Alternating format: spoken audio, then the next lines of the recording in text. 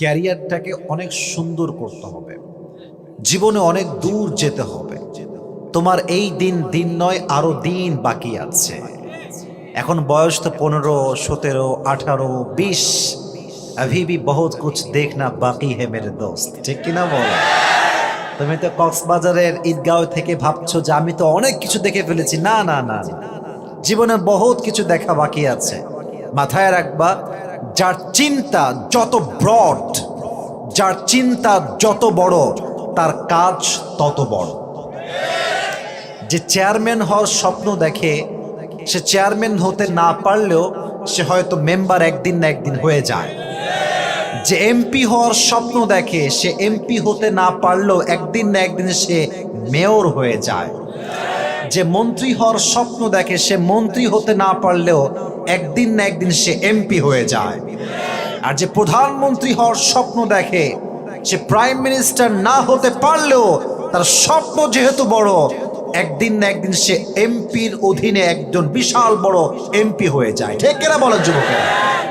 Your dream should be bigger. তোমার স্বপ্ন হবে বিশাল বড়। যত লাভ মারবা বেশি, দূরে যাবা তত বেশি। আর তোমার স্বপ্ন যত কম হবে, তোমার দৌড় তত কম হবে। আচ্ছা, মনে করেন আপনার ইচ্ছা হচ্ছে আপনি আকাশের চাঁদকে ছুবেন। ছোঁয়া কি আদৌ সম্ভব? তবে আপনার ইচ্ছা আপনি ছুঁয়েই ছাড়বেন। তা আপনি যখন চাঁদকে ছোঁয়ার জন্য লাফ দিবেন, আপনার লাফ কি কম হবে না বেশি হবে? বেশি হবে। স্বপ্ন যত বেশি দেখবেন, কাজ তত বেশি করতে পারবেন। আর আমি তো স্বপ্ন দেখি, আমি আসিফ শুধুমাত্র কক্সবাজার নয়, চট্টগ্রাম নয়, ঢাকা নয়, কুমিল্লা নয়, গোটা বিশ্বের প্রত্যেকটা প্রান্তে প্রান্তে একদিন আমি কালেমার দাওয়াত পৌঁছে দেব। ঠিক কিনা? Your dream should be bigger. স্বপ্ন বড় কর। আর মাথায় রাখবা, আমি বারবার বলি, এটা মাঝে মাঝে আমি রিপিট আফটার রিপিট করি, যেন তোমাদের মাথায় ঢুকে যায় যে वक्त हमेशा एक नहीं होता, वक्त बदलता है, लेकिन वक्त बदलने के लिए कोशिश करना पड़ता है मेरे दोस्त। সময় পরিবর্তনশীল, বাট সময়কে পরিবর্তন করতে হলে নিজেকে পরিবর্তন আনতে হবে। কোরআনে আল্লাহ তাআলা বলেছেন, ইন্নাল্লাহা লা ইউগাইয়িরু মা বিকওমিন হাত্তা ইউগাইয়িরু মা বিআনফুসিহিম। আল্লাহ ততক্ষণ পর্যন্ত একটা জাতির কপাল পরিবর্তন করে না, যতক্ষণ পর্যন্ত সেই জাতি নিজেদের কপালটা পরিবর্তন না করে। ঠিক কিনা বলেন যুবকেরা? So you have to try your best as much as you can try. তোমাকে সর্বোচ্চটুকু চেষ্টা করে নিজের কপালকে পরিবর্তন করতে হবে, দাঁড়াতে হবে উঠে। পুরো সমাজকে তোমার পরিবর্তন করতে হবে। ঠিক কিনা বলেন যুবক ভাই? আল্লাহ প্রত্যেকটা যুবককে নিজের ক্যারিয়ারে সুন্দর কাজ করার তৌফিক দান করুন। সকলে পড়া আমিন। আর ছোট্ট আর একটা কথা বলি, শুধু টাকা পয়সার পেছনে ভাগলেই কিন্তু জীবনটা সুন্দর হয় না। তোমরা ঢাকার নাম যুবক ভাইরা শুনছো না সবাই? কথা কয় না, শুনছেন না সবাই? আমাদের দেশের রাজধানীর নাম কি? ঢাকা। ঢাকাতে গুলশান আছে, ধানমন্ডি আছে, উত্তরা আছে। প্রায় সময় আমি এই এক্সাম্পলগুলো দেই। কেন দেই জানেন? যখন ঢাকায় আপনি যাবেন, দেখবেন রোলস রয়েলস, বিএমডব্লিউ, মার্সিডিজ, অভাব নাই। কোটি টাকার গাড়ি চোখের সামনে ঘুরে বেড়াচ্ছে। মনে হবে হায় হায়, কি জীবন পাইলাম আমি, আমার তো সাইকেলও নাই, এতে বিএমডব্লিউ আছে। মাথায় রাখবেন, যার বিএমডব্লিউ আছে সে যে খুব সুখী, ব্যাপারটা কিন্তু মোটেও এইরকম নয়। যার মাসে 10 লাখ টাকা ইনকাম, খবর নিয়ে দেখবেন ওর ছেলে গাঞ্জা খায় 5 লাখ টাকা, ওর বইয়ের মেকআপ বিল যায় 2 লাখ টাকা, ওর হার্টের অপারেশন করতে যায় 1 লাখ টাকা। দিন শেষে পকেট ফাঁকা। বাট আমরা যারা মধ্যবিত্ত পরিবারের সন্তান, যেহেতু শুকরিয়া আছে, আল্লাহকে ঈমান রেখে বিশ্বাস করি, দেখবেন কম হলেও সুখী, না হলেও সুখী, বেশি হলেও সুখী, না হলেও সুখী। What ever I have, I am happy with that. যা আছে তাতেই খুশি। আল্লাহ বলছে যদি তাই হয়, লাযীদান্নাকুম, তোর যা আছে আল্লাহ আগামীকাল এর চাইতে ডবল তোকে বাড়ায় দান করবে। সুবহানাল্লাহ পড়েন। তো জীবন শুধুমাত্র ক্যারিয়ার সুন্দর করলে সুন্দর হয়ে যায় না। আল্লাহর উপরে ঈমান রাখতে হবে, 5 ওয়াক্ত নামাজি হতে হবে, শুকর গুজার হতে হবে। রাজি আছেন ইনশাআল্লাহ? এটা তোমাদের সবার জন্য মেসেজ। 2 নাম্বার, মা বোনদের জন্য মেসেজ, এটা বলতে গেলে মা বোনরা একটু মাইন্ড করে, এই জন্য বলতে খুব ভয় লাগে। বলা যাবে? আপনার মনে ভয়টাই পাচ্ছেন ভাই? তাহলে আমি আবার প্রশ্ন করছি, বলা যাবে? যাবে যাবে। হক কথা বললে তো একটু রাগ করবে, এটা কোনো ব্যাপার না। হক কথা বললে সবাই একটু রাগ করে। তবে এখানকার মা বোনরা অনেক ভালো। কক্সবাজারের মেয়েরা অনেক পর্দাশীল হয়, মহিলারা অনেক পর্দাশীল হয় তুলনামূলক। যদি কম্পেয়ার করেন অন্য জেলার সাথে অনেকটা ভালো আছে মাশাআল্লাহ। কিন্তু সমস্যা এক জায়গায়, বেশিরভাগ মেয়েরা বিয়ের সময় টাকা ছাড়া ভালো ছেলেকে চুজ করতে চায় না। এরকম মেয়ে আছে না যুবক ভাইয়েরা? মেয়েরা যে কি চালাক ভাই, আর বললাম না। আজকে প্রেম করার সময় जो भी हो चलेगा यार, जैसा भी हो चलेगा मेरे पास। আর যখনই দেখবা বিয়ের সময় হোক, আই पैसा वाला चाहिए मुझे। ওই দেখবা একটা মেয়ে, রিসেন্টলি দেখবা একটা মেয়ে বিয়ে করছে, প্রায় তার চাইতে 42 বছরের সিনিয়র বুড়িটাকে বিয়ে করছে, বুড়িরা। সাংবাদিক বলছে, আম্মা জান আপনি এই কাজ কেন করলেন? বলছে, I can feel him and I can not feel anyone. আমি এরে ভাল লাগে, আমার কারো ভাল লাগে না। তো বলতেছে এরে ভাল লাগে, ফিল করি, ভালোবাসা আসে, আর কাউরে ভাল লাগে না। তো আমি বললাম, ভালোবাসা না টাকা, ওইটা আমি আর কইলাম না তোমারে। ঠিক কেন বলো যুবক ভাই?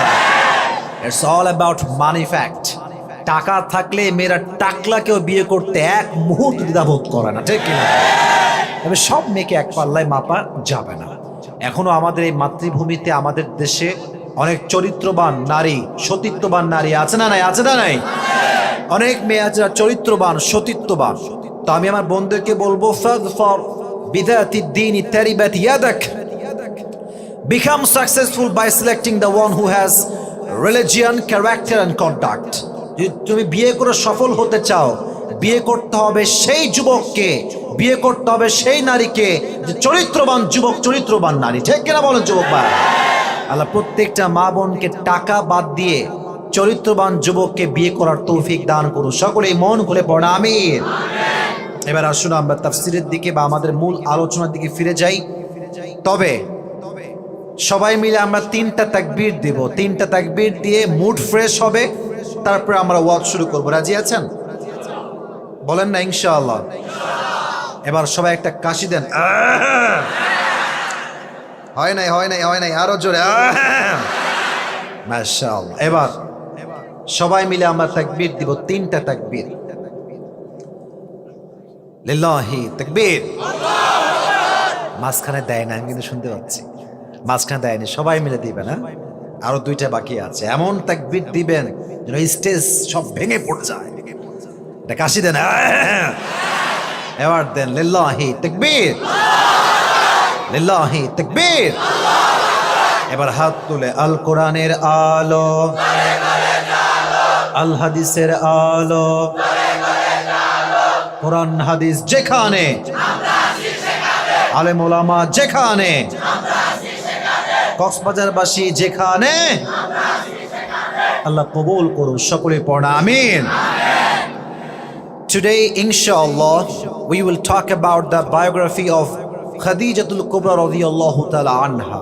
আজকে আমরা আমাদের এই সিরাতুন নবী মাহফিলে আমাদের প্রিয় নবীর প্রথম যিনি স্ত্রী ছিলেন খাদিজা রাদিয়াল্লাহু তাআলা আনহা, তার জীবনীর from beginning to the last যা যা আছে আমরা সামারি করে শুনব, সংক্ষিপ্ত করে যতটুকু বলা যায় আমরা শুনব, মেসেজগুলো নিব, বাস্তবিক জীবনে অ্যাপ্লাই করব এবং দেন দোয়া করে বাসায় ফিরে যাব। রাজি আছেন তো ইনশাআল্লাহ?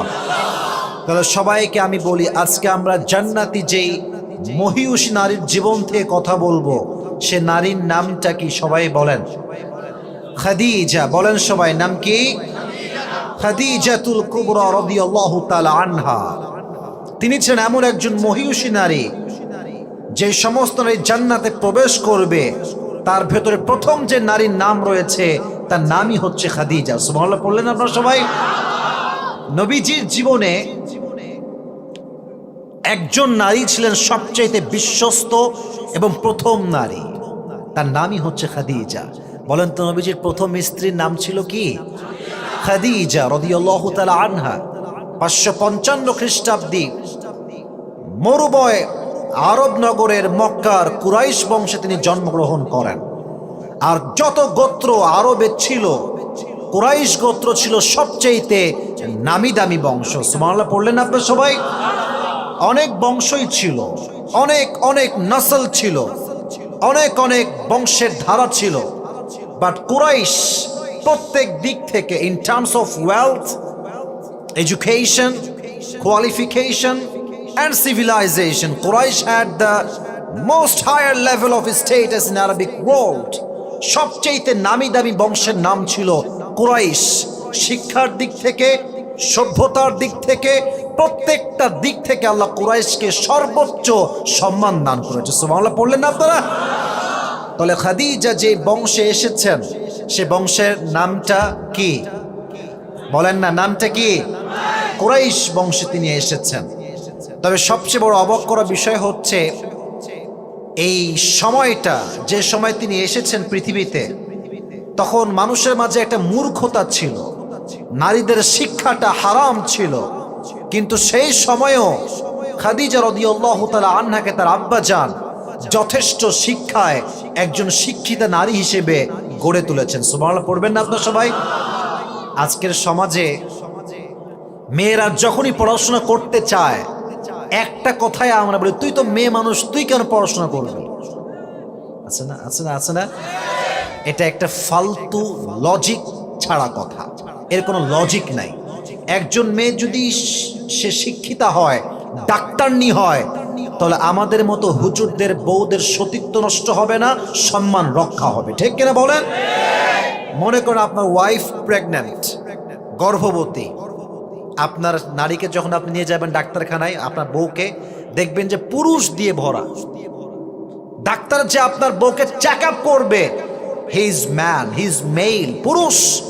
আচ্ছা, আপনি একজন আলেম মানুষ, হুজুর মানুষ, আপনি কি চাইবেন যে আপনার হুজুরকে কোনো পরপুরুষ ডাক্তার দেখুক? আসতে কেন জোরে বলেন, দেখবে চাইবেন? চাইবেন? আপনি চাইবেন না। যদি মেয়েরা শিক্ষিতা হয়, ডাক্তারনি হয়, সমাজ হবে সুন্দর, নারীকে নারী দেখবে, এতে করে পর্দার মান রক্ষা হবে। ঠিক কিনা বলেন যুবকেরা? So Islam allowed women to study. ইসলাম নারীকে পড়ার অধিকার দিয়েছে, শিক্ষার অধিকার দিয়েছে, বাট শর্ত একটা, সতীত্ব রক্ষা করতে হবে, পর্দাকে রক্ষা করতে হবে, তবে সেই শিক্ষার দাম আল্লাহর কাছে আছে। ঠিক কিনা বলেন যুবকরা?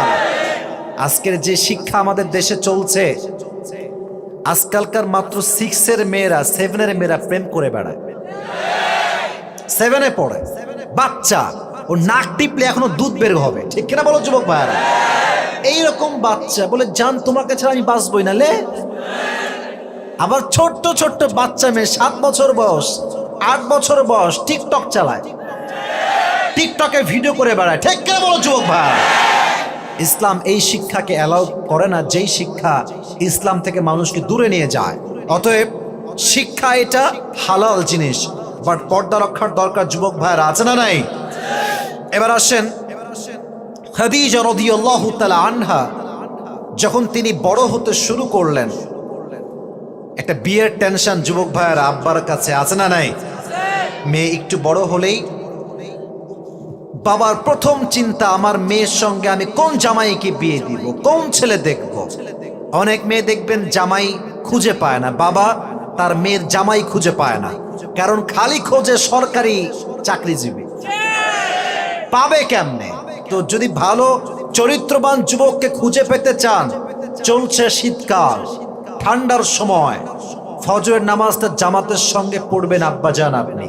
যে যুবকটা এই শীতের কনকনে সময় অজু করে নামাজটা জামাতের সঙ্গে ফজরে পড়তে আসে, তার মতো ভালো পাত্র আল্লাহর জমিনে দ্বিতীয় আর কেউ হইতে পারে না। ঠিক কিনা বলা? টাকা পয়সা খুঁজবেন না। তো তার আব্বাজান, তার নাম ছিল খুয়াইলিদ, শুরু করলেন পাত্র খোঁজা। একজন পাত্র পেলেন, তার বিয়ে দিলেন। প্রথম বিয়ে হয়ে গেল, একটা সন্তান হল। কিন্তু আল্লাহর কি লীলা খেলা, প্রথম স্বামী মারা গেলেন, আবার বিয়ে হলো, দ্বিতীয় স্বামীও মারা গেল, তার থেকে একটা সন্তান হলো, আবার বিয়ে, আবার মারা গেল। যতবার বিয়ে হয়েছে প্রত্যেকটা স্বামী মারা গিয়েছে, আল্লাহর কাছে চলে গিয়েছে। আচ্ছা, একটা মেয়ের স্বামী যদি বারবার বারবার মরে যায়, তার মন ভাঙে না? কক্সবাজারে বলেন ভাঙে না, ভাঙে না, ভাঙে না? মনটা ভেঙে চুরে চূর্ণ বিচূর্ণ হয়ে গেল খাদিজা। উনি ভাবলেন যে আল্লাহ, তুমি আমার সঙ্গে এইটা করছো, কোনো অভিযোগ নাই, বাট এবার আমি একটা নিয়ত করলাম, যতক্ষণ পর্যন্ত তুমি আমাকে সঠিক মানুষ জীবনে না দিবা আমি ধৈর্যশীল হব। যখন তুমি বিয়ে আমাকে আবার দিবা, মানে সঠিক মানুষ দিবা, তখন আমি বিয়ে করবো। সুবহানাল্লাহ পড়বেন না আপনারা সবাই? আমি কিন্তু ধারাবাহিকভাবে ওয়াজ করব। প্রত্যেকটা কনসেপ্ট আপনাকে পরিপূর্ণ মুখস্থ সহকারে শুনতে হবে, তাহলে আজকের ওয়াজটা কাজে দিবে। আর সবচেয়ে বড় পজিটিভ বিষয়টা হচ্ছে এই, খাদিজার জীবন নিয়ে কথা বলা এই জন্য জরুরি, কারণ এই দেশের যত নারী আছে, যত মেয়ে আছে, বেশিরভাগ নারীর চরিত্র আজকে নষ্ট হয়ে যাচ্ছে। এদের চরিত্র রক্ষা করতে চাইলে খাদিজার জীবন থেকে কথা বলার দরকার। কক্সবাজারের ভাইয়েরা আছে না নাই? ভালো করে শুনবেন, প্রত্যেকটা স্বামী মারা গিয়েছে। এবার তিনি নিয়ত করলেন যে আমি আর কখনো বিয়ে করব না। তাকাররার খাদিজা আন্নাহা লান তাতাযাওয়াজা মাররাতান উখরা। এবার তিনি নিয়ত করলেন আমি আর জীবনে কখনো বিয়েই করব না, যতক্ষণ পর্যন্ত আল্লাহ রাব্বুল আলামিন আমাকে সঠিক পাত্রের সন্ধান না দিবেন। স্টপ, থেমে গেলেন।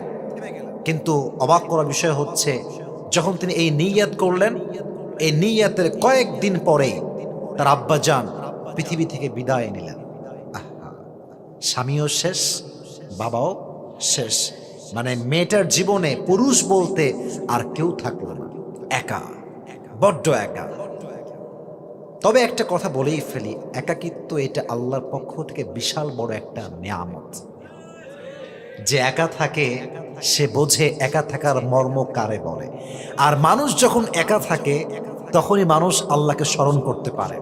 আর মানুষ যখন খুব বেশি ব্যস্ত হয়ে যায়, অমুক বন্ধু, তমক বউ, তমক বন্ধু, তমক গার্লফ্রেন্ড, এই যে দুনিয়ার ব্যস্ততা, এটা মানুষকে আল্লাহর থেকে দূরে ঠেলে দেয়। ঠিক কিনা বলো? Loneliness is biggest mercy from your lord. একাকিত্ব হচ্ছে আল্লাহর পক্ষ থেকে একটা নিয়ামত। কিন্তু হ্যাঁ, একা সবসময় থাকা যাবে না। যখন তুমি সঠিক মানুষ পেয়ে যাওয়া জীবনে, সোজা কোনো প্রেম ছাড়া বিয়ে করে ফেলবা। ঠিক কিনা বলো যুবক ভাইয়া? তো তিনি বড্ড একা হয়ে গেলেন, বাট বিয়ে করতে পারছে না, কারণ সাহস নাই। যদি আবার মারা যায় স্বামীটা আমার কি হবে? কে আমাকে দেখবে? লম্বা সময় তিনি এবার বাবার যেই বিজনেস ছিল, এটা 2 টাকার বিজনেস নয় যুবক ভাইয়ারা, গোটা বিশ্বব্যাপী এই বিজনেসের একটা সয়লাভ ছিল। কোটি টাকার বিজনেস, হাজার হাজার কোটি টাকার বিজনেস তার বাবার কাছে। এবার খাদিজা রাদিয়াল্লাহু তাআলা আনহা সমস্ত ব্যবসা সামাল দেওয়া শুরু করলেন। সব ব্যবসা, যত বিদেশের ব্যবসা সব তিনি সামাল দেওয়া শুরু করলেন। ব্যস্ত হয়ে গেলেন, সব ব্যবসা তিনি সামলাতেন। বাট একদিনের ঘটনা, এটা হচ্ছে নবীর দিকে আমরা আসছি, আমরা আমাদের নবীর দিকে আসছি। আগেই পড়েন সুবহানাল্লাহ। আরে নবীর সঙ্গে যখন তার জীবনটা অ্যাড হবে, তখন তো জীবনটা সুন্দর হবে। ঠিক কিনা বলো যুবক ভাইরা? নবীর কাছে আমরা আসছি। একদিন তিনি ঘুমালেন রাতের অন্ধকারে, স্বপ্নে তিনি দেখলেন আকাশটা নির্মল, চতুর্পাশে আলো আকাশ থেকে, বাট এই জমিনটা অন্ধকার হয়ে আছে, আকাশে আলো আছে। তিনি দেখলেন ছোট্ট একটা তারা আকাশে। হঠাৎ করে তিনি দেখলেন চাঁদ আছে। চাঁদটা হঠাৎ করে আসমান থেকে জমিনে নেমে আসছে এবং নামতে নামতে খাদিজার বুক বরাবর আসছে, এবং পুরো অন্ধকার পৃথিবী চাঁদের আলোতে আলোকিত হয়ে গিয়েছে। এই স্বপ্ন দেখে এদিকে তাকান, কিন্তু ঘুমাইছিলেন, লাভ দিয়ে উঠছে। কি হইল এটা? কি দেখলাম স্বপ্নে আমি? এর ব্যাখ্যা কি হবে? ঘুম থেকে উঠে তিনি তার যেই চাচা, ওলামা একরাম আছেন সবাই জানবেন, তার নাম হচ্ছে ওয়ারাকা বিন নাওফেল। আব্বা যান, চাচা যান, বলেন তো এই যে স্বপ্ন দেখলাম এর ব্যাখ্যা কি হবে? তো উনি এবার তাওরাত খুললেন, ইনজিল খুললেন স্বপ্নের ব্যাখ্যা দেওয়ার জন্য। যুবক ভাইয়ার, আমার কথা বুঝতে কোনো সমস্যা হচ্ছে আপনাদের? আমার ভাষা কি বোঝা যায়? যায় যায় যায় স্বপ্নের ব্যাখ্যা কি হবে? তিনি তাওরাত খুললেন, ইনজিল খুললেন, অনেক ব্যাখ্যা মিলালেন যে স্বপ্নের ব্যাখ্যাটা কি হতে পারে। সর্বশেষ তিনি বললেন, Khadija, good news, good news. কি হয়েছে চাচা যান? বলছে, আমি তো স্বপ্নের ব্যাখ্যা পড়ে বুঝলাম যে এই জামানার আখিরি পয়গম্বর, লাস্ট মেসেঞ্জার, সর্বশেষ নবী তোমার স্বামী হতে চলেছে। তুমি কি খুশি? বলছে অবশ্যই খুশি, আমার চাইতে খুশি আর কে হতে পারে। বাসায় ফিরে আসলেন, কিন্তু ওই যে স্বপ্নের ব্যাখ্যা শুনেছে ওইটা ভুলতে পারছে না, যে আর কত একা থাকবো, কবে আসবে আমার সেই স্বপ্নের পুরুষ যার জন্য আমি অপেক্ষায় আছি। এবার তিনি দিন শুরু করলেন, ব্যবসা করে, এবার ব্যবসায় কোনো মন নাই, নবীর অপেক্ষায় তিনি আছেন। হঠাৎ তিনি সন্ধান পেলেন যে আরবের ভেতরে সবচাইতে একজন যুবক যে ব্যবসায় সৎ, তার উপাধি হচ্ছে আল আমিন, বিশ্বস্ত যুবক। সুবহানাল্লাহ নাই? আচ্ছা, আমার নবীর মতো বিশ্বস্ত মানুষ কি আল্লাহর জমিনে দ্বিতীয়টা আর কেউ হতে পারে? আহমদ বড় বিশ্বস্ত, সে কোন বন্ধু বলো বড় বিশ্বস্ত, কার কাছে মন খুলে দেয়া যায়, কার কাছে প্রাণ খুলে বলা যায়, হওয়া যায় বেশি আশ্বস্ত। ঠিক কিনা বলেন যুবকেরা? আমার নবী হচ্ছেন the most trusted worthy personality ever in the world. সবচেয়ে বিশ্বস্ত যুবক আমার নবীর মতো দ্বিতীয়টা আর কেউ হতে পারে না। ঠিক কিনা বলেন? তো তিনি এই সন্ধান পেয়ে ভাবলেন যে ঠিক আছে, তাহলে সেই যুবকটার সঙ্গে ব্যবসার কাজ করা যায়। তো তিনি দাওয়াত পাঠালেন মুহাম্মদের কাছে, আমাদের প্রিয় নবীর কাছে। নবীজি দাওয়াতের লেটার পেয়ে, চিঠি পেয়ে খাদিজার কাছে আসলেন। বাট যখনই নবীজি খাদিজার ঘরে প্রবেশ করলেন, নবীর চেহারার নূরে খাদিজার পুরো ঘরটা আলোকিত হয়ে গেল। খাদিজা দেখেই সন্দেহ করতে শুরু করেছে, আরে এই যুবকটা আসলে কে? তাকে তো মনে হয় আমি কোথাও দেখেছি, মনে হয় স্বপ্নে দেখেছি। চিন্তা শুরু হয়ে গেছে, সে কই থেকে আসছে। এবার তিনি ভাবলেন যে এটাই মনে হয় শেষ নবী হবে, কারণ এইরকম যুবক সুন্দর আমি তো এই তল্লাটে আর কাউকে দেখি নাই। সুবহানাল্লাহ পড়ে সবাই। এবার তিনি তাওরাত খুললেন, ইনজিল খুললেন, খুলে পড়তে শুরু করলেন যে how will be the look of last Messenger Muhammad সাল্লাল্লাহু আলাইহি ওয়াসাল্লাম। শেষ নবীর চেহারা কেমন হবে, রং কেমন হবে, লম্বা কেমন হবে। ওখানে লেখা আছে শেষ নবীর গায়ের রং হবে আজহারুল লাউন, কালো হবে না, সাদা হবে না। শেষ নবীর চেহারার রং মাঝারি বর্ণের হবে না, শ্যামবর্ণ হবে না। শেষ নবীর চেহারার রং হবে লাবণ্যময় সুন্দর চেহারা। আচ্ছা, পৃথিবীতে সবচেয়ে সুন্দর নবী কে বলেন তো দেখি? আমাদের নবী, শেষ নবী সবচেয়ে সুন্দর। বাট অনেকে বলে যে সাইয়েদনা ইউসুফ নাকি সবচেয়ে বেশি সুন্দর। না না, কথা এটা ঠিক নয়। নবীজি বলতেন আনা মালিহুন ওয়া আখি ইউসুফ সাবিহ, আমি নবী হলাম লাবণ্যময় সুন্দর, আর আমার ভাই ইউসুফ হচ্ছে সাদা সুন্দর। কক্সবাজারের ভাইরা বলেন দেখি, সাদা সুন্দর বেশি সুন্দর না লাবণ্যময় সুন্দর বেশি সুন্দর? সাদা চামড়া দেখতে ভাল লাগে, খারাপ লাগে না, বাট খুব বেশি ধলা হইলে মাইয়াও ভাল লাগে না, সাওয়ালও ভাল লাগে না। ঠিক কিনা বল? লাবণ্যময় চেহারা হচ্ছে সবচেয়ে বেশি সুন্দর চেহারা। তো তিনি ভাবলেন যে এবার পড়ি ওনার হাইট কেমন হবে। হাইট হচ্ছে কানা রাবাতাম মিনাল কওম লাইসা বিতাবিল ওয়ালা বিল কসির। আমার প্রিয় নবীজি হাইটে খুব বেশি লম্বা ছিলেন না, আবার খুব বেশি বাঠুও তিনি ছিলেন না। মিডিয়াম অফ হাইট, মাঝারি গড়নের মানুষ। খুব বেশি লম্বা হইলে তাল গাছ লাগে, খুব বেশি খাটো হইলে কারো বিয়ে হয় না। ঠিক কিনা বলেন যুবক ভাইয়ারা? নবীজি ছিলেন মিডিয়াম অফ হাইট। তো তিনি জানলা থেকে দেখলেন যে তার হাইট কতটুকু। তো দেখলেন যা লেখা আছে এক্সাক্ট নবীও সেই হাইটের একজন মানুষ। চুলটা কেমন হবে লেখা আছে, চুলটা হবে বাবরি চুল। বাবরি চুল বোঝেন না আপনারা? ছোট না বড়? বড় ভাই, পেছন দিকে লম্বা চুল, বাবরি কাটিং এটাকে আমরা বলি। নবীজির বাবরি কাটিং ছিল। আচ্ছা, আপনারা সবাই কাজী নজরুল ইসলামের নাম শুনছেন? জাতীয় কবি, নাম কি বলেন দেখি? নজরুল ইসলাম। ফটো দেখবেন ফেসবুকে বা গুগলে সার্চ করে, দেখবেন তার চুলের মাঝখানে একটা স্মৃতি আছে। আছে না? বলেন না কেন, আছে না নাই? চুলের মাঝখানে স্মৃতি, দুই পাশের চুলটা এরকম ভাঁজ করা। তো আমার প্রিয় নবীজির দুই চুলের মাঝখানে একটা স্মৃতি ছিল। তিনি যখনই নামাজ পড়তে দাঁড়াতেন আতর দিতেন মাথার মাঝখানে, যেখানে তিনি সেজদা দিতেন পুরো সেজদার জায়গাটা নবীর আতরের খুশবুতে মসজিদটা আমোদ হয়ে যেত। দেখলেন যে তাই তো, নবীর চুল হচ্ছে বড় বড়, চুলের মাঝখানে স্মৃতি। এবার তিনি 100% confirm he is the last Messenger, ইনি তো শেষ নবী। কিন্তু ভাই, এটা মেয়েরা ভালো বুঝবে, আমাদের ছেলেদের লজ্জা ন্যাচারালি একটু কম হয়। মেয়েদেরকে আল্লাহ জন্মগতভাবেই লজ্জাশীল করে বানিয়েছেন। লজ্জা হচ্ছে নারীর সবচেয়ে বড় সম্পদ। যে নারীর লজ্জা নাই, সে যতই সুন্দরী হোক, তার দাম পুরুষের কাছে এক পয়সাও নাই। আর নারী যদি দেখতে একটু অসুন্দরীও হয়, কালো হয়, গুঠু হয়, বাট যদি নারী সে তার লজ্জা দেখাতে পারে, সতীত্বকে রক্ষা করতে পারে, যুবকের কাছে তার দাম অনেক গুণ বেশি বেড়ে যায়। ঠিক কিনা বলেন? তো নারীরা কিন্তু সহজে কাউকে ভাল লাগলে বলতে পারে না, এটা একটা ইজি এবং কমন ফ্যাক্ট, এটাই হবে স্বাভাবিক। তো খাদিজা তো নবীকে পছন্দ করেছে, বলবে কেমনে? ভেজাল আছে না নাই?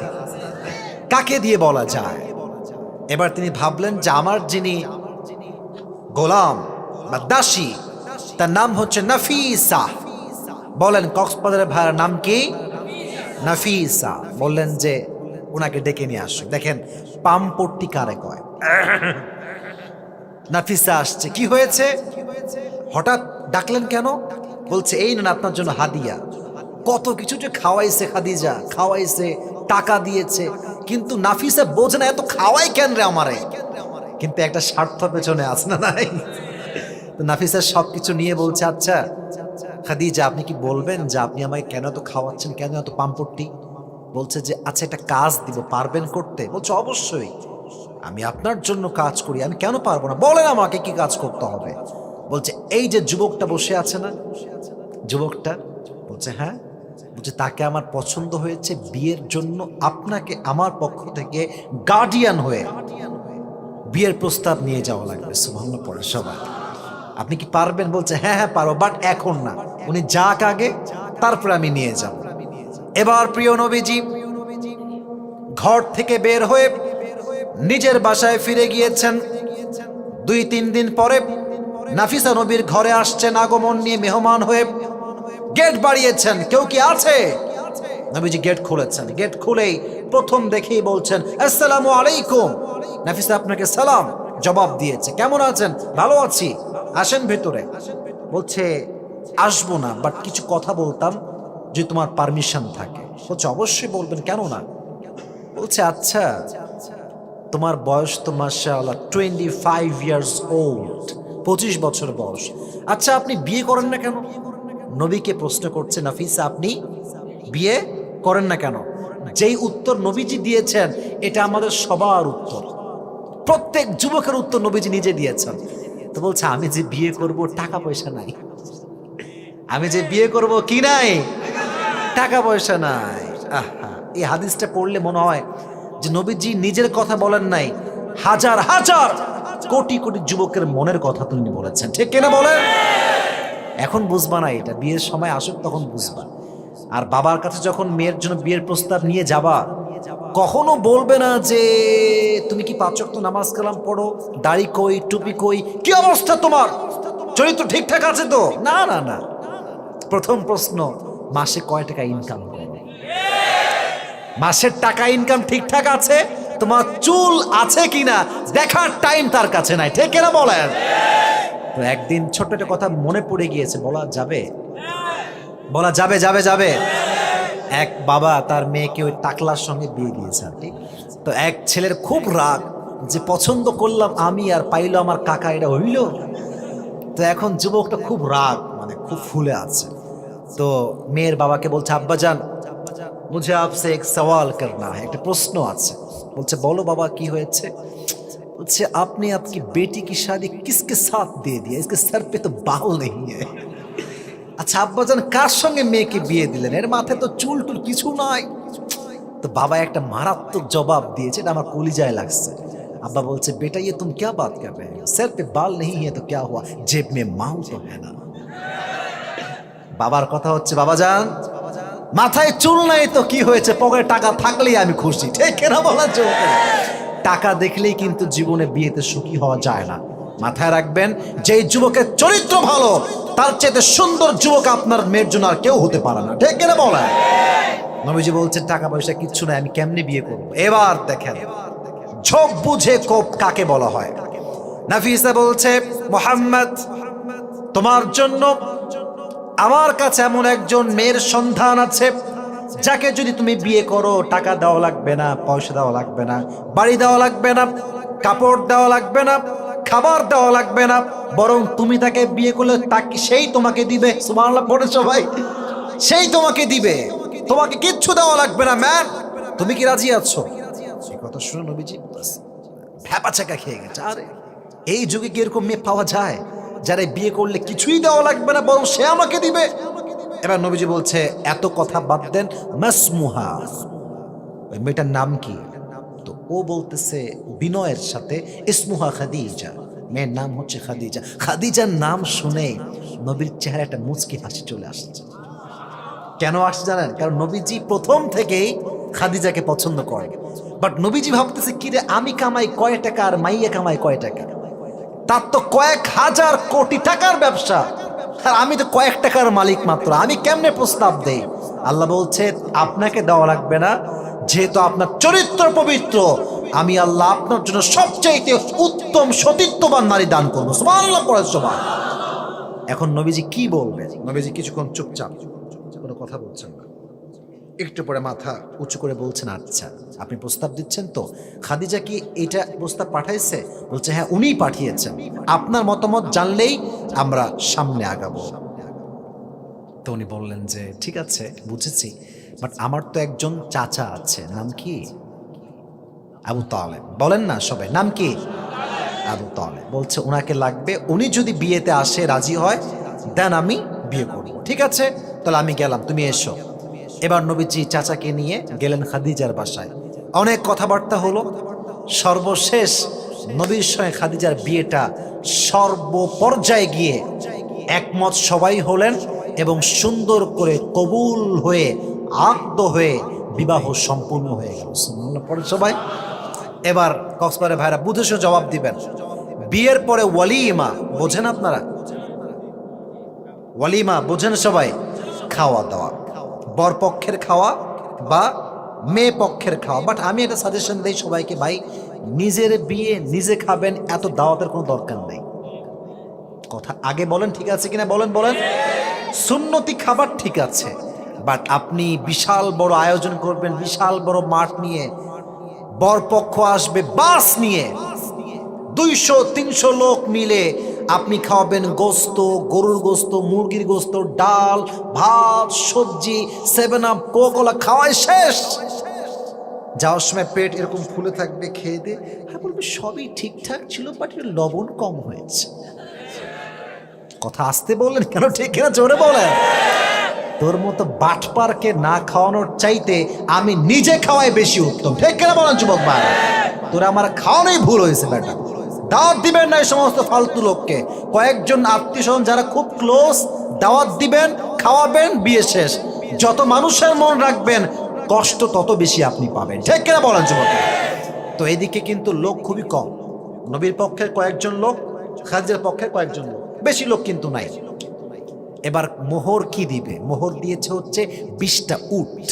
কয়টা উট? 20টা উট। এখন ওলিমা কি খাওয়াবে? নবীর কাছে তো কোনো টাকা পয়সা কিচ্ছু নাই।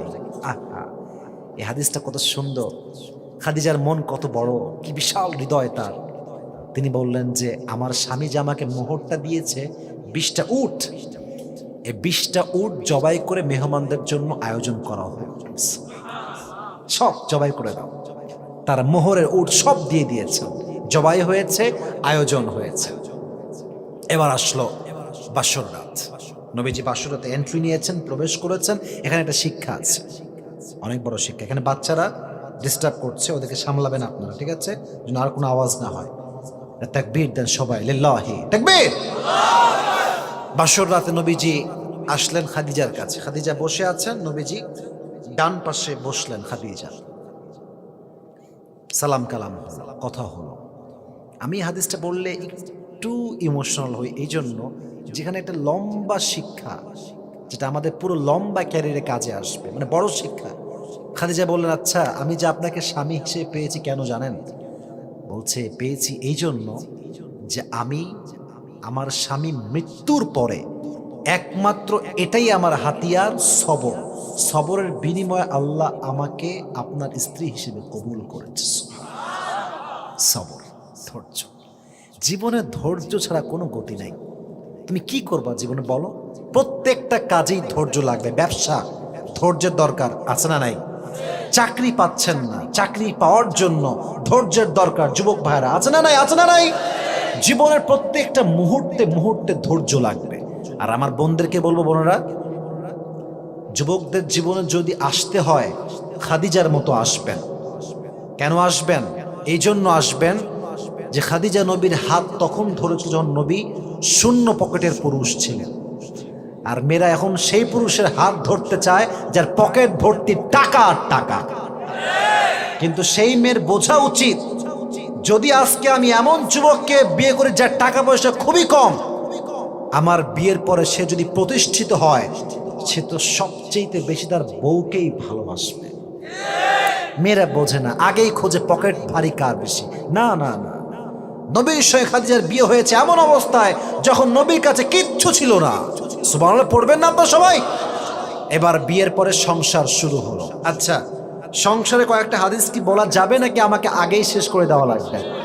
12টা বেজে গিয়েছে, আমি কি আমার হাদিসগুলো বলতে পারবো যুবক ভাইরা? ইনশাআল্লাহ। আপনাদের উপরে আমি খুশি কেন জানেন?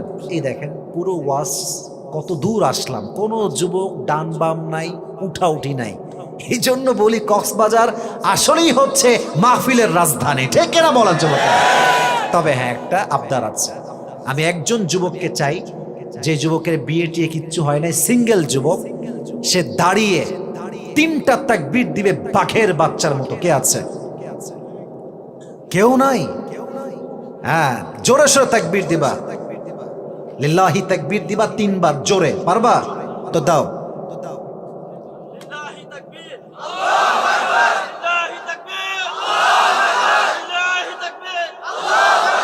বসো, তোমার বউ পাওয়া যাবে না, বসো। আর একজন যুবক লাগবে যে সেই লেভেলে তাকবীর দিবে একদম বাঘের বাচ্চার মতো। কে আছে? হ্যাঁ, দাও, জোরে দাও।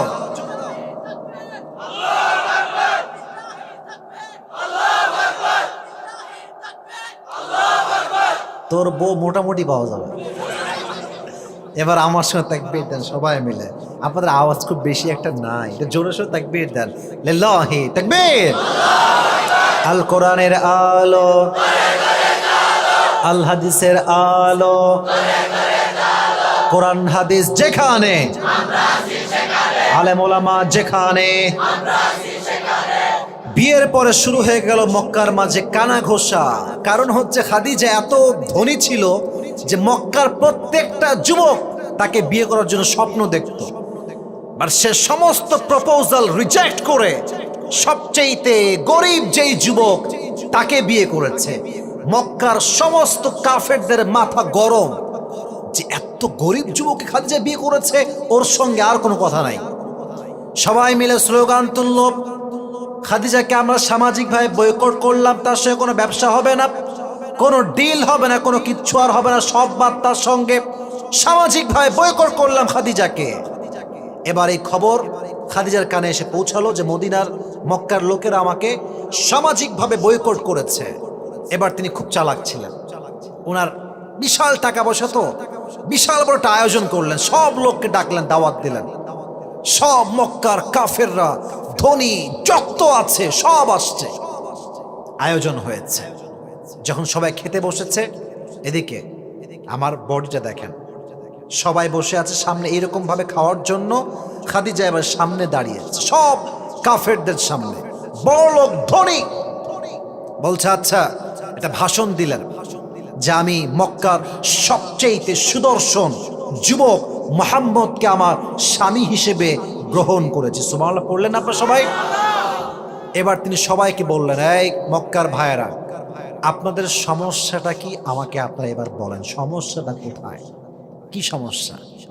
আপনারা পছন্দ করেন না কেন আমার স্বামীকে? তো সবাই বলছে কোনো সমস্যা নেই, সমস্যা একটা, you are the richest women in Mecca, তুমি হচ্ছে সবচেয়ে ধনী নারী, তুমি বিয়ে করলে একজন যুবক, যে যুবক গরিব, তুমি তাই কেন বিয়ে করলে? এটা আমাদের সবচেয়ে বড় সমস্যা। বলছে ও তাই, এটাই সমস্যা।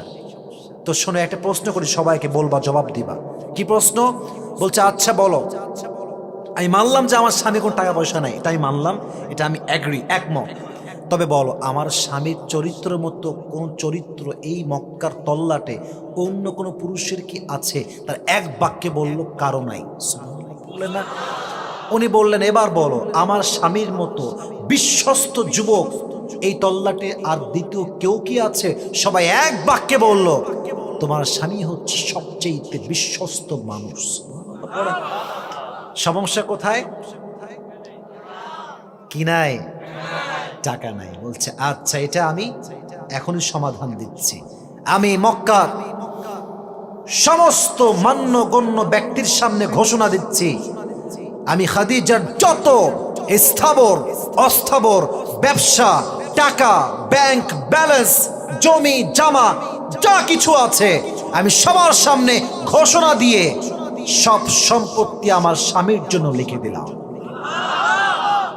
এবার বলো কি আপত্তি? কি আপত্তি তোমাদের? বলো এবার। সবাই তো চুপ, কারণ মুহাম্মদ হচ্ছে এখন পুরো আরব বিশ্বের সবচেয়ে বড় ধনী। দেখছেন, মেয়ে মানুষ ভালো হইলে কত ভালো হয়। মেয়ে মানুষ ভালো হইলে ভালোর ভালো হয়, আর খারাপ হইলে এতটাই খারাপ হয়, স্বামী, শ্বশুর, শাশুড়ি, সমস্ত পরিবারের প্রত্যেকটা সদস্যকে সে ধ্বংসত্বের তার প্রান্তে পৌঁছে দেয়। ঠিক কিনা বল? কিন্তু মেয়ে যদি দিনদার হয়, নেককার হয়, তোমার জীবনটা যে কি শান্তির হবে তুমি টেরই পাবা না। তুমি বুঝবাই না যে যন্ত্রণা কারে কয়। আমি তো, এটা আমার একটা personal point of view. I don't know whether you will agree with this or not, but I want to talk about it. কথা হচ্ছে এইরকম, যার কাছে নেককার দিনদার স্ত্রী আছে, তার টাকা পয়সা থাকলেও কি না থাকলেও কি, কারণ সে সবচেয়ে দামি সম্পদ পেয়ে গিয়েছে। তার মতো সুখী মানুষ আর কেউ হতে পারে না। এজন্য বারবার বলি, আল্লাহর কাছে একজন জীবন সঙ্গিনী ভিক্ষা চাবা। সব সময় তাহাজ্জুদে, পাঁচ ওয়াক্ত নামাজে, সেজদায় আল্লাহকে বলবো, আল্লাহ তুমি আমাকে এমন একজন জীবন সঙ্গিনী দান করো যাকে পাওয়ার পরে আমার পুরো জীবনটা সমস্ত গুনাহ থেকে হেফাজত হয়ে যাবে। আল্লাহ তুমি আমাকে এমন একজন জীবন সঙ্গিনী দান করো যাকে পাওয়ার পরে আমি তোমাকে চিনতে পারবো। তুমি আমাকে এমন এক জীবন সঙ্গী দান করো যে আমাকে তোমার কাছে নিয়ে যাবে। তুমি আমাকে এমন এক জীবন সঙ্গী দান করো যাকে পাওয়ার পরে দুনিয়ার সমস্ত চাহিদা আমার মন থেকে দূর হয়ে যাবে। ঠিক কিনা বলো যুবক ভাইরা? এই দোয়াটা বেশি বেশি করবেন।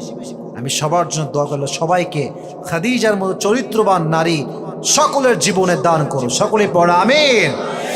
কিন্তু অবাক করা হাদিস হচ্ছে, বেশ কয়েকদিন যখন সংসার হয়ে গেল, মরুময় আরব নগরে বিশাল একটা অভাব দেখা গেল। এটাকে বলা হয় মহামারী। কি মারি যুবক ভাইরা? মহামারী যখন আসে দেখবেন মানুষ সব অসুস্থ হয়ে যায়। ধান হয় না, ক্ষেত হয় না, কোনো ফসল থাকে না, কিচ্ছু থাকে না, অভাব অভাব আর অভাব। এই অভাবে বড় একটা শিক্ষা আমার যুবকদের জন্য আছে। এত অভাবের মাঝে কেউ দাঁড়ায়নি কারো পাশে। খাদিজা তার সমস্ত সম্পত্তি গরিব দুঃখীদের মাঝে বিলীন করে দিয়েছে। দেখবেন যারা প্রকৃতপক্ষের নেতা, এরা মানুষের পাশে সুখেও থাকে দুঃখেও থাকে। আর যারা বাটপাট টাইপের নেতা, হয়তো কক্সবাজারে নাই অন্য জায়গায় থাকতে পারে, যারা বাটপাট টাইপের নেতা, এরা দেখবেন খালি ভাষণ দেয় চেয়ারে আর মাইকে, কিন্তু কাজের সময় থেকে হারি কেন্দ্র খুঁজে পাওয়া যায় না। ঠিক কিনা বল? বাট এটা প্রমাণ হয়েছে বাংলাদেশের মাটিতে, যারাই দেশের টাকা, দশের টাকা মেরে খেত, এদের বেশিরভাগ নির্বাচন ক্যান্ডিডেট যারা ছিল এরা ভোট পায় না। ঠিক কিনা বলেন যুবকেরা? ওই একটা বদমাইশ আছে, সারা জীবন নাচ গান করে, হ্যাঁ, নর্তকীগিরি করে সংসদে গিয়ে আলেমদের বিরুদ্ধে সে বক্তব্য দেওয়ার চেষ্টা করে। এবার খাইছে বাস, খুব ভালো হয়েছে, খুব ভালো, খুব ভালো হয়েছে। যারা সারা জীবন নর্তকীগিরি করবে আর দেশের নেতৃত্ব দিবে, এটা মুসলমান ঘরের সন্তান বরদাস্ত করতে পারবে না। ঠিক কিনা বল? সারা সম্পদ সব দান করে দিয়েছে, মানুষের কল্যাণে। এবার দেখেন স্বামী কারে কয়।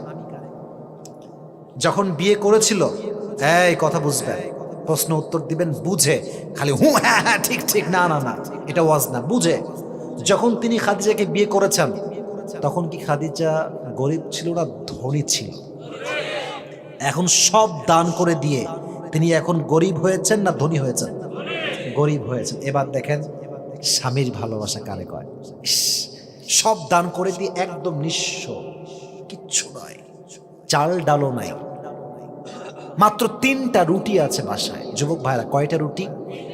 আল্লাহু আকবার, আল্লাহু আকবার, আল্লাহু আকবার। 3টা রুটি মাত্র। এক গরিব আসছে, বলছে খাদিজা বড্ড অভাবে আছি, কিছু হবে খাওয়ার জন্য? 3টা রুটি তার জন্য ছিল, নবীর জন্য ছিল। খাদিজা কোনো চিন্তা ছাড়াই 3টা রুটি তাকে দান করে দিয়েছে। হাদিস তো শেষ হয়নি, এখন আরো বাকি আছে। আরেকজন আসছে, খাদিজা বড্ড অভাব, হবে কিছু, দিবা কিছু? ভাবছে কি দেওয়া যায়, কি দিব, ফিরায় দিবে না, খালি হাতে ফিরায় দিবে না। তো চতুর্পাশে তাকাচ্ছে, কি আছে কি আছে কি আছে, দেখছে খাটের উপরে ছোট্ট একটা চাদর রাখা আছে, যে চাদরটা মুড়ি দিয়ে বিশ্বনবী বাহিরে যান এবং ঘুমানোর সময় চাদরটা মুড়ি দিয়ে ঘুমান। উনি বললেন তুমি একটু থামো, আমি I am just coming within on hour, 1 ঘন্টায় আসছি, একটু থামো। এবার তিনি চাদরটা নিয়ে বাজারে গেলেন, বাজারে গিয়ে চাদরটা 6 দিরহামে বিক্রি করলেন এবং ওই 6 দিরহামটা তাকে আল্লাহর জন্য দান করে দিলেন। নবীজি আসছেন। ভালো যাকে আপনি বাসবেন না, তার থেকে ব্যাখ্যা নাও লাগবে না, তার চেহারা দেখলেই বুঝবেন যে সে ভালো আছে না খারাপ আছে। নবী যখন ঘরে আসছেন, দেখছেন চাঁদ মাখা চেহারাটা আজকে মলিন হয়ে আছে, চেহারায় কোনো হাসি নাই, কেমন যেন কষ্টে জর্জরিত চেহারা। নবীজি বলছেন খাদিজা হোয়াট হ্যাপেন্ড, কি হয়েছে, মন খারাপ কেন তোমার? বলছে স্বামী আজকে তো আমি নিঃস্ব হয়ে গিয়েছি, আজ আমার টাকা নাই পয়সা নাই, সামান্য একটা চাদর আপনার, ওইটা আমি বিক্রি করে দিয়েছি। নবীজি বললেন যখন তোমার সব ছিল তখনও ছিলাম আমি, আজ তোমার কিচ্ছু নাই, এখনো আমার তোমার যেমন আমি আগে ছিলাম, আজও আমি তোমার তেমনই আছি। শক্ত করে হাত ধরেছে খাদিজা, বলছে তোমার সঙ্গে আমি আগেও যেমন ছিলাম আজও তেমন আছি। ভালোবাসাই তো এইটা, ভালোবাসাই তো এইটা। শূন্য অবস্থায় আমি তোমার পাশে আছি, যখন তোমার সব থাকবে তখন আমি তোমার পাশেই থাকবো। ঠিক কিনা বলেন যুবক ভাইরা? নবীজি কাঁদলেন, খাদিজাকে জড়িয়ে ধরে কান্না করলেন।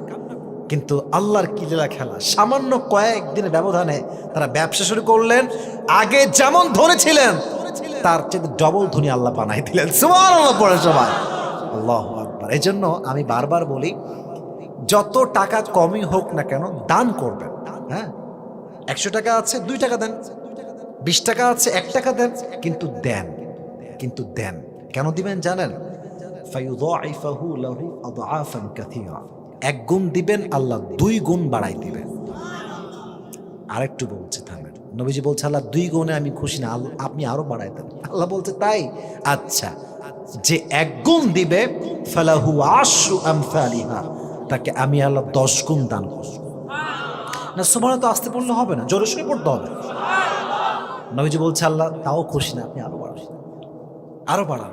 আল্লাহ বলছেন ঠিক আছে, সাবআ সানাবিল ফি কুল্লি সুমবুলাতিন মিয়াতু হাব্বা, যে আমার রাস্তায় 1 গুণ দিবে আমি আল্লাহ তাকে 700 গুণ বাড়াই দান করব। নবী আপনি খুশি? বলছেন না আল্লাহ আপনি আরো দেন, আরো দেন। আল্লাহ বলছে আর কত দেওয়া যায়? আচ্ছা যান, এবার দিব, সংখ্যা হবে না, সংখ্যা নয়, ইন্নামা ইউওয়াফাস সাবিরুনা আজরাহুম বিগাইরি হিসাব। আপনার যে উম্মত ধৈর্যশীল হবে আমি আল্লাহ তাকে বিনা হিসাবে জান্নাতে প্রবেশ করাবো। সুবহানাল্লাহ। সুখে দুঃখে দান করবেন, থেমে যাবেন না। আর মাথায় রাখবেন, যাকে আপনি ভালোবাসেন তাকে আপনি শূন্য অবস্থায়ও ভালোবাসবেন, যখন সব থাকবে তখনও ভালোবাসবেন, তাহলে আপনার ভালোবাসা মূল্যায়ন করা হবে। ঠিক কিনা বলো যুবক ভাইরা? সর্বশেষ হাদিস বলবো, তারপরে আমরা দোয়ার দিকে যাব। রাজি আছেন তো ইনশাআল্লাহ? আচ্ছা বলেন, নবীর সঙ্গে যখন খাদিজার বিয়ে হয় নবীর বয়স ছিল কত? মাশাআল্লাহ, রাইট আনসার। বলেন কত? 25। এবার বলেন খাদিজার বয়স ছিল কত? এবার মনে ভুলে গেছেন, বলেন না কত ছিল? তাহলে বয়সের ডিফারেন্স কত বছর? মোট 15 বছর। নবী যে ওহী পেয়েছেন, নবুয়ত পেয়েছেন কত বছর বয়সে? 40 বছর বয়সে। ইস, যখন নবীর উপর প্রথম আয়াত নাজিল হল, ইকরা বিসমি রাব্বিকাল্লাযী খালাক, read in the name of your lord, পড়েন আপনার প্রভুর নামে যিনি গোটা বিশ্বকে সৃষ্টি করেছেন। ওহী নাজিল হওয়ার সঙ্গে সঙ্গে নবীজি ওহীর চাপে ভারে থর থর থর থর করে কাঁপতে লাগলেন। ঠান্ডা, কাঁপছেন থর থর করে। সোজা গারে হেরা থেকে চলে আসছেন বাসাতে খাদিজার কাছে। এসে বলছে আমাকে চাদর দাও, আমাকে ঢেকে নাও। চাদর দিয়ে নবীজিকে শক্ত করে এরকম পুরো ঢেকে দেওয়া হয়েছে। তিনি কাঁপছেন শীতে থর থর থর থর করে, কিন্তু টেনশন মাথায় যে কি হলো আমার সাথে, এটা আমি কি পেলাম, কোন দৌলত পেলাম, টেনশনে আছেন। কিন্তু বউয়ের কাজ দেখেন, বউ তো হবে সেই বউ যেই বউ তার স্বামীর কষ্টকে নিমিষেই দূর করতে পারবে, ঠিক কিনা বলেন যুবকেরা? কিছু বউ আছে দেখবেন স্বামী কষ্টে পড়লে ওর পেইন আরো বাড়ায় দেয়, ওর ডিপ্রেশন আরো বাড়ায় দেয়। স্বামী অনেক সময় বউয়ের চাপে হার্ট অ্যাটাক করে মরেও যায়, ঠিক কিনা বলো যুবক ভাইরা? খাদিজা বলছে নবীজি আপনি বসেন, বসেন। এবার শোনেন আমি কি বলি। আপনাকে আল্লাহ সবচেয়ে বেশি ভালোবাসেন। কাল্লা ওয়াল্লাহি মা ইউখজিকাল্লাহু আবাদা ইন্নাকা লাতাসিলুর রাহিম। ও নবী আপনার ব্যবহার তো অনেক সুন্দর। ওয়া তাহমিলুল কাল্লা, আপনি তো অসহায় মানুষের সম্বল। ওয়া তাকসিবুল মাদুম, যার টাকা নাই, পয়সা নাই, ইনকাম নাই, তাকে আপনি সহযোগিতা করেন। ওয়া তুকরিল যায়ফ, আপনি মেহমানকে মেহমানদারি করেন। ওয়া তুঈনু আলা নওয়াইবিল হক, যারা সত্যের পথ থাকে তাদের নবী আপনি নিজেই সহযোগিতা করেন। সুবহানাল্লাহ পড়লেন না আপনারা? এর মূল সারাংশ আমি বলছি। এর মানে নবী যাকে গরিব ভালোবাসে, অসহায়রা ভালোবাসে, যার উপরে প্রত্যেকটা মানুষের দোয়া আছে, তাকে আল্লাহ ভালো না বেসে যাবে কোথায়? নবী আপনি হতাশ হবেন না, আল্লাহ আগেও আপনার সঙ্গে ছিলেন, আজও আপনার সঙ্গে আছে। সুবহানাল্লাহ পড়লেন না তো সবাই? এবং সর্বশেষ কথা তিনি বললেন, আচ্ছা আপনার যে দাওয়াত, আপনার যে মিশন, আপনার যে ভিশন ইসলাম, এটার দাওয়াত আমি আপনার থেকে নিলাম এবং আমি প্রথম কালেমা পড়ে আপনার হাতে প্রথম নারী মুসলিমা হয়ে গেল। সুবহানাল্লাহ আপনার পড়লেন না সবাই? জোরে সোরে সুবহানাল্লাহ পড়ো সবাই। আহা, এই হচ্ছে বউ, এটাকে বলা হয় বউ। এবং সর্বশেষ খাদিজা রাদিয়াল্লাহু তাআলা আনহা যখন মারা যান, এটা ছিল 599 খ্রিস্টাব্দে। কত? 599। এবং তিনি যে মারা গেছেন, উনি মারা গেছেন রমাজান মাসে মারা গেছেন এবং 10 রমাজান মারা গিয়েছে। সুবহানাল্লাহ আপনার পড়বে না সবাই? আচ্ছা, যে শুক্রবারে মারা যায় আর যে রমাজান মাসে মারা যায়, এই হাদিস তো সবাই জানেন যে সে আল্লাহর জান্নাতে প্রবেশ করে। সুবহানাল্লাহ নাই? আমি দোয়া করি আল্লাহ সবাইকে একটা দোয়া করি, যেন রমাজান মাসে শবে কদরের রাতে আল্লাহর কাছে সেজদা দেওয়া অবস্থায় মৃত্যুবরণ দান করে। এবং সবসময় দোয়া করবেন, আল্লাহকে বলবেন আল্লাহ তুমি আমাকে রমজান মাসের শবে কদরের রাতে সেজদারত অবস্থায় মৃত্যু দান করো। সকলেই পড়ে আমিন। তিনি মারা গেলেন এবং মৃত্যুর পর নবীজি প্রচন্ড পরিমাণে আঘাত পেলেন, কোমরের হাড় বেঁকা হয়ে গেল কষ্টে। আম্মা জান আয়েশা বললেন, একদিন আমি ঘুম থেকে উঠলাম, দেখলাম নবীজি পাশে নাই। কোথায়? ভাবলাম যে অন্য বউয়ের কাছে গিয়েছে, আমাকে ভালোবাসে না মনে হয়। হাঁটতে হাঁটতে হাঁটতে হাঁটতে কোথাও নাই, কোথাও নাই। হঠাৎ দেখলাম তিনি কবরস্থানের পাশে দাঁড়িয়ে আছেন এবং দোয়া করছেন, আল্লাহ কিয়ামতের কঠিন দিনে যখন মা তার সন্তানকে চিনবে না, সন্তান তার মাকে চিনবে না, আল্লাহ আমি যেন সেদিন আমার স্ত্রী খাদিজাকে ভুলে না যাই। সুবহানাল্লাহ বলেন না? দূর থেকে আয়েশা দেখছেন যে তিনি দোয়া করছেন, কিন্তু বউ তো একটু হিংসা লাগে, হ্যাঁ একটু হিংসা লাগে। তো নবী যখন বাসায় ফিরে আসছে, এদিকে তাকান, আমি একদম শেষের দিকে আছি, আর সময় বেশি নিব না। বলছে নবী একটা কথা বলবো, রাগ করবেন না তো? বলছে বলো। আচ্ছা নবী আপনি এই বুড়িরা মহিলা বিয়ে করেছিলেন, 60 বছরের বুড়ি মহিলা, তারে আপনি এত ভালোবাসেন? আমরা তো যুবতী, আমরা তো কুমারী, সিঙ্গেল, কখনো বিয়ে করি নাই, আপনি বুড়াকে এত ভালোবাসেন?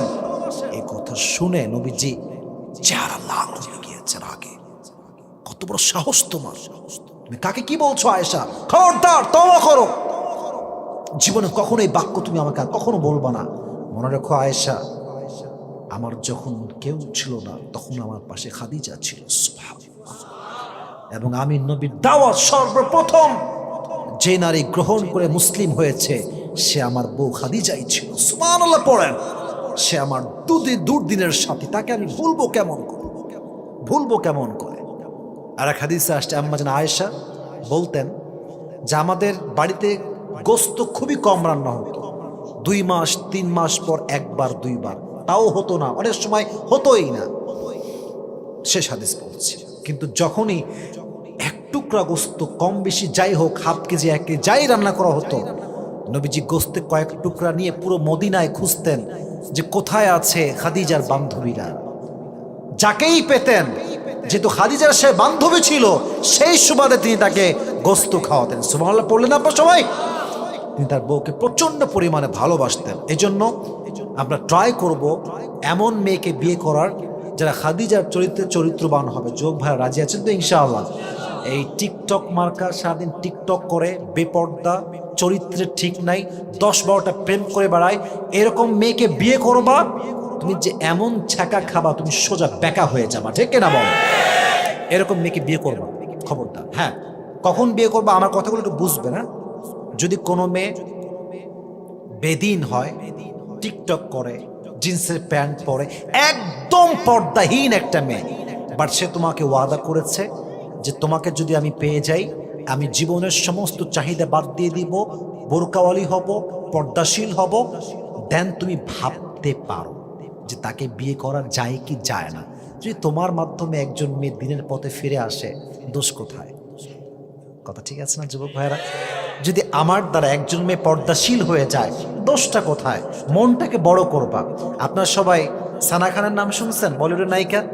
সে কিন্তু একজন মুফতিকে বিয়ে করেছে এবং স্টিল শি ইজ হ্যাপি, ভালো আছে। ইউটিউবে দেখবেন আপনারা। উদ্দেশ্য নাম নেওয়া নয়, উদ্দেশ্য হচ্ছে একটা, যেই মেয়ে দিনের পথে ফিরে আসতে চায় তাই খোটা মাইরেন না, তাকে গালি দিয়েন না, তাকে অ্যাপ্রিসিয়েট করেন।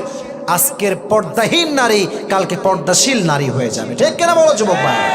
আল্লাহ প্রত্যেকটা যুবককে আম্মাজান খাদিজার মতো নারীকে বিয়ে করার তৌফিক দান করুন, সকলে পড়া আমিন।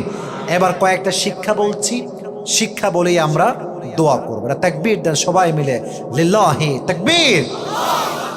এবং বারবার বলি, শেষ ভালো যার সব ভালো তার। আপনাদের শেষটা অসাধারণ চমৎকার হয়েছে। তবে হ্যাঁ, ওয়াদা করেছিলাম আমরা সবাই কি করে যাব ইনশাআল্লাহ? যাবেন তো ইনশাআল্লাহ সবাই? 1 নাম্বার শিক্ষা, প্রথম শিক্ষা মাথায় রাখবেন, আপনার মেয়ে কিংবা মা অথবা আপনার বোন যেই হোক, যদি তারা, আচ্ছা কথা বুঝতে কোনো সমস্যা হচ্ছে না তো আমাদের, যদি তারা পড়াশোনা করতে চায় করাবেন, নিজে নিয়ে যাবেন, অথবা মা নিয়ে যাবে, অথবা আব্বা নিয়ে যাবে। বাট এই কথা কখনো বলবেন না যে মেয়ে মানুষের পড়াশোনা কিসের। না না, খাদিজা তৎকালীন সময়ে সবচেয়ে একজন শিক্ষিতা নারী ছিল। সুবহানাল্লাহ পড়লেন না? আমি আমারটা বলি, আমার বোন যখন, মানে আমি যখন মাদ্রাসায় পড়তাম, আমার বোন পড়তো স্কুলে, তো আমি এটা সহ্য করতে পারতাম না, কারণ আমি স্কুলে এবার জানি যেখানে পর্দার কোনো ঠিক নাই, মেয়ে ছেলে একসঙ্গে ফ্রি মিক্সে ক্লাস করে। তাই আমি বাপকে সবসময় বলতাম যে তুমি কি করছো এইটা, আমার বোনকে তুমি কেন পড়াচ্ছ এইটা। তখন বুঝতাম না, এখন বুঝি যে মেয়ে যদি পর্দা ঠিক রাখতে পারে তার পড়াশোনা করতে কোনো সমস্যা নেই, ঠিক কিনা বলো যুবক ভাইয়ের আমার? 1 নাম্বার, মেয়েদেরকে এই সিস্টেমটা দিবেন যেন তারা পর্দার সঙ্গে পড়াশোনা করতে পারে, 1 নাম্বার। 2, জীবনে যদি বিয়ে না হয়, মানে মেয়ে খুঁজতেছেন মেয়ে পাচ্ছেন না, ছেলে খুঁজতেছে ছেলে পাচ্ছেন না, টেনশন করবেন না। দিন যত বেশি যাবে মাথায় রাখবেন আল্লাহ আপনাকে অপেক্ষা করাচ্ছে, কারণ আল্লাহ আপনাকে সর্বোচ্চ উত্তমটা দান করেছে। পরে সবাই, এটা কি সত্যি না মিথ্যা? কারণ খাদিজা তার সবচেয়ে বড় এক্সাম্পল। স্বামীরা মারা গিয়েছে, সর্বশেষ তিনি যে ধৈর্য ধারণ করেছেন, স্বামী হিসেবে কাকে পেয়েছেন? শেষ নবী মুহাম্মদুর রাসূলুল্লাহ সাল্লাল্লাহু আলাইহি ওয়াসাল্লাম। তাহলে বিয়ে যদি না হয়, ভালো পাত্র যদি খুঁজে না পান, ভালো পাত্রী যদি খুঁজে না পান, অভিযোগ করবেন না, ধৈর্যশীল হবেন। আমি আবার বলছি, অভিযোগ করবেন না, ধৈর্যশীল হবেন। আল্লাহ সবাইকে ধৈর্যশীল হওয়ার তৌফিক দান করুন, সকলেই পড়া আমিন। 3 নম্বর মেসেজ, যখন আপনার বিয়ে হয়ে যাবে, বিয়ে হওয়ার পরে স্বামী এবং স্ত্রী মাথায় রাখবেন, দিন কখনো ভালো যাবে, দিন কখনো খারাপ হবে, বাট উভয় অবস্থায় একে অপরের হাত শক্ত করে ধরতে হবে। যেমন নবীজি খাদিজার হাত তখন ধরেছে যখন খাদিজার সমস্ত সম্পত্তি হারিয়ে গিয়েছে, ঠিক কিনা বলেন যুবক ভাইয়ারা? এজন্য জীবন সঙ্গিনীর হাত সবসময় আঁকড়ে ধরতে হবে, যেন আঁকড়ে এমনভাবে ধরবেন যে ভালো অবস্থায় আমি তোমার সঙ্গে আছি, খারাপ অবস্থায় তোমার সঙ্গে আমি আছি। যদি এই গুণটা রাখতে পারেন, আপনার পুরো বিবাহিত জীবনটা আল্লাহ তাআলা তার বরকত দ্বারা ভরপুর করে দিবে। সুবহানাল্লাহ পড়ুন আপনার সবাই। সর্বশেষ মেসেজ হচ্ছে এই, যদি আপনি বউ হন, মানে ওই যে বোনেরা যারা আছেন, মাইকের সাউন্ড তো যাচ্ছে ওদিকে, যদি আপনি একজন বউ হন, বউ স্বামীর জন্য মানসিক শান্তির কারণ হবেন, যেমনটা খাদিজা নিজে ছিলেন। হ্যাঁ, যখন ওহী নাজিল হয়েছে, নবীজি থর করে কাঁপছেন, তখন তিনি কি বলেছেন যে স্বামী, আপনাকে প্রত্যেকটা মানুষ ভালোবাসে, প্রত্যেকটা মানুষের দোয়া আপনার সঙ্গে আছে, যার জন্য গরিবের দোয়া আছে, তার টেনশনের কোনো কারণ নাই। সুবহানাল্লাহ পড়লেন না আপনি? খাদিজার একটা বাক্যে নবীর সমস্ত কষ্ট দুঃখ দূর হয়ে গিয়েছে। অতএব বউ হবেন এমন যেন স্বামীর জন্য মানসিক শান্তির কারণ হন। এবং যুবকদেরকে বলবো, যুবকেরা, স্বামী হবা এমন যে তোমার বউয়ের জন্য তুমি একজন মানসিক শান্তির যুবক হতে পারো। তুমি যত চরিত্রবান যুবক হবা বউয়ের জন্য, আল্লাহ বলছেন তোর জান্নাত পাওয়ার জন্য তোর স্ত্রীর সার্টিফিকেট লাগবে। যদি স্ত্রীর সার্টিফিকেট ঠিকঠাক হয়, আল্লাহ স্বামীকে জান্নাতে প্রবেশ করাবে। সুবহানাল্লাহ পড়লেন না আপনারা সবাই? আল্লাহ আমাদেরকে 4টা মেসেজ অনুযায়ী আমল করার তৌফিক দান করুন।